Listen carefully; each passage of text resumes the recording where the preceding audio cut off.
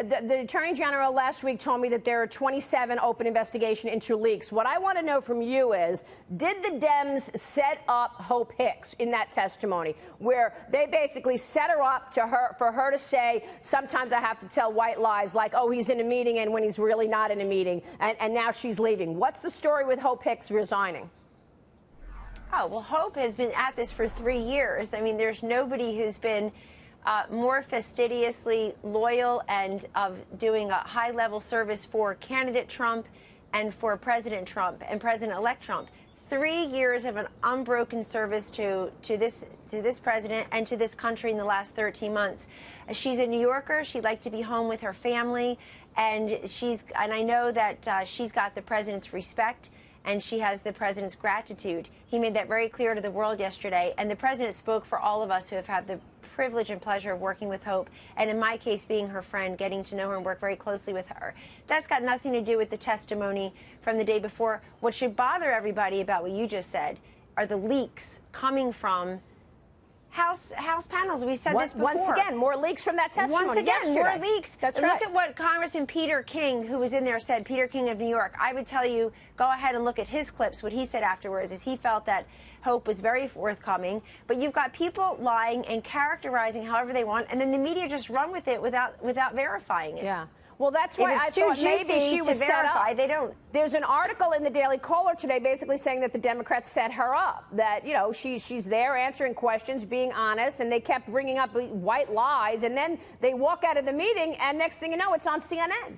That should worry people. They should be very worried that the folks that they have hired to represent them in the United States Congress are so busy voting against tax cuts, voting to shut down the government, and sitting on their hands literally while a 12-year-old boy is being honored at the State of the Union for putting flags on 40,000 veterans' graves. That's what should worry them the most, that instead they run to the cameras, they run to their friends in the media and leak confidential information from testimony that just happened. That should bother everyone. Which is more, again, we want accountability. We want to know why this stuff keeps leaking. Adam Schiff is on speed dial at CNN, and he's over there telling what just came out of a classified meeting. Look, Kelly, we have breaking news right now. Kroger is just hitting the tape. It says it's going to stop selling guns to buyers under the age of 21. That's on top of Walmart, on top of Dick's Sporting Goods.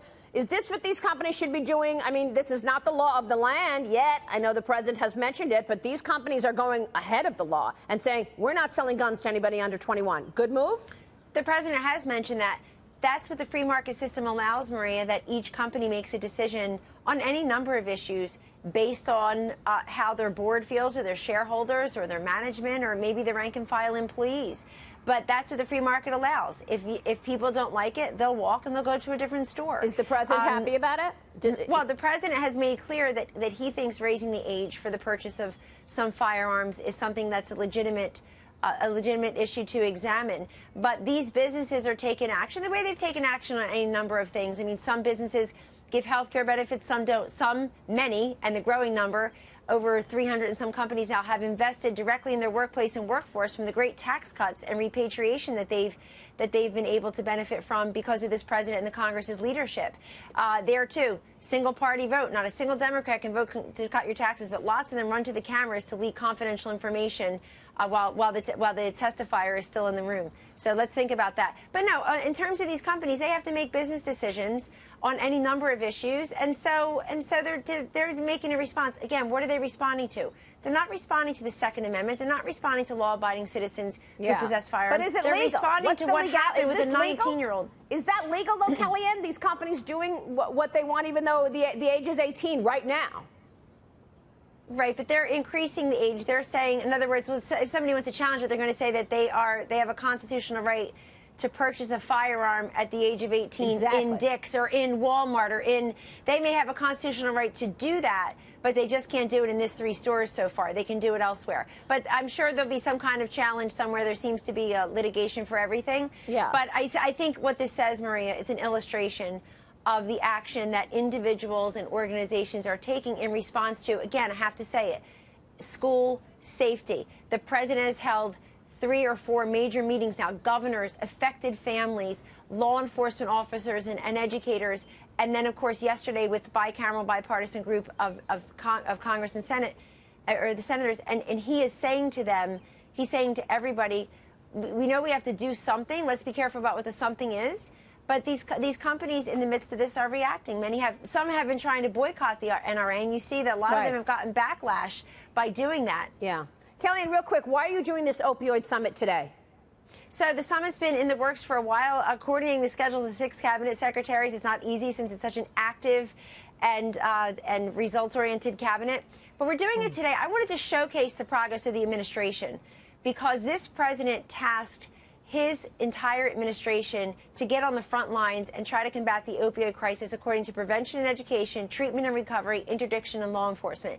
There's great progress happening, and I think to hear from the tops of those departments and agencies exactly what has happened and what will happen, what their vision moving forward is. The First Lady will kick it off. She's very committed to the wellness of children, including on the drug demand, drug supply crisis. And I will tell you, Maria, that $6 billion in the budget caps, as announced a few weeks ago, is a historic amount of money. We've never seen anything like that. It's a nonpartisan issue. People are saying it was too much money. I've got to push that back here.